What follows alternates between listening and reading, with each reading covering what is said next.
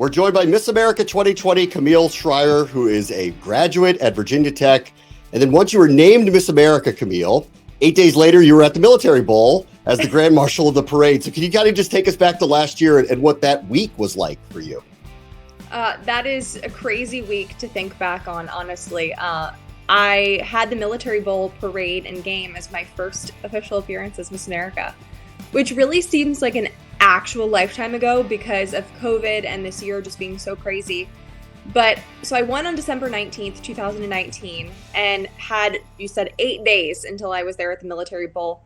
I came home from the competition, well, actually went directly to New York, did all of my media tour, came home, had Christmas, but I was so sick.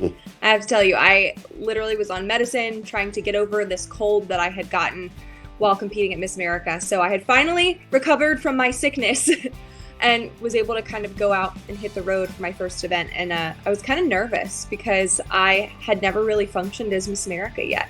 So I was still kind of learning the ropes, but I've come a long way since then, and I'm grateful to be able to come back and work with you all virtually this year. And you've gotten to travel around and meet a lot of people. I know it's a very unusual year to do all of this, but as it relates to the nation's military, in your role as Miss America, what have you learned through this year?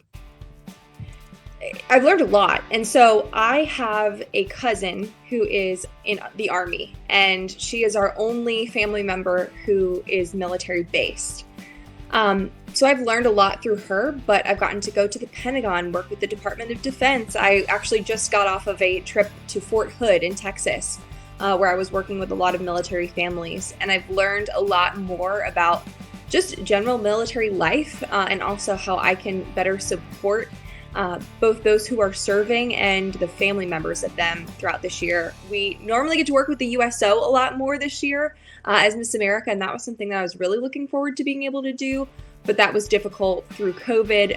I was hoping that I was going to be able to go overseas and see the troops as Miss America, and that didn't happen. So there's plenty I can do at home to support military families and troops, and I'm grateful for every opportunity that I have to interact with our military. I think you should get a do-over for this year. It's not really fair what happened with COVID. You mentioned the USO, though, and I know you didn't get to interact in the way that you intended this year because of the pandemic, but what impact does it have for the service members? I mean, the USO especially is just such a wonderful organization. And it's interesting, you talked about what I've learned about military life as Miss America. I didn't really understand what the USO was or what it did until my role as Miss America.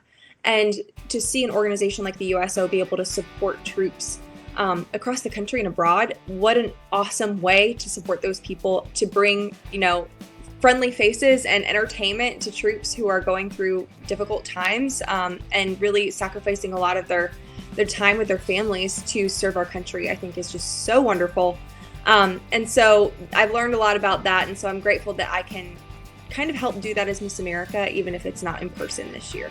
But maybe I'll be able to do some more next year. You were also an athlete, right? In high school, multi-sport athlete. Can you kind of take us through that experience as it's led you down this path?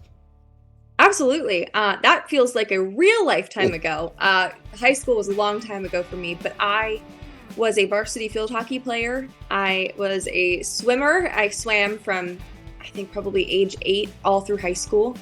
And then I was a track athlete, and that was something I picked up in high school and was probably my primary sport. I was a sprinter. I cannot run any longer than 200 yards. It doesn't do well for me. But I also have a genetic connective tissue disorder, and unfortunately, I faced a lot of injuries throughout my athletic career in high school. And so as I moved into college and as I move into my adult life, I have to do a lot of low impact exercises to keep my body from falling apart. But I'm definitely a sports fan, and that was a lot of what shaped my childhood. And you're pursuing pharmacy now at VCU? Is that what's happening in your life? I sure am. So I originally went to Virginia Tech. I studied biochemistry and systems biology. I'm a huge science nerd. And Virginia Tech has a lot of military influence as well. And I really appreciated that at Virginia Tech. Moved to Richmond to go to VCU, and now I'm a doctor of pharmacy student. And so eventually I will be a doctor of pharmacy after I finally complete my degree. I've had to take 2 years off to fulfill my roles as Miss Virginia and then Miss America.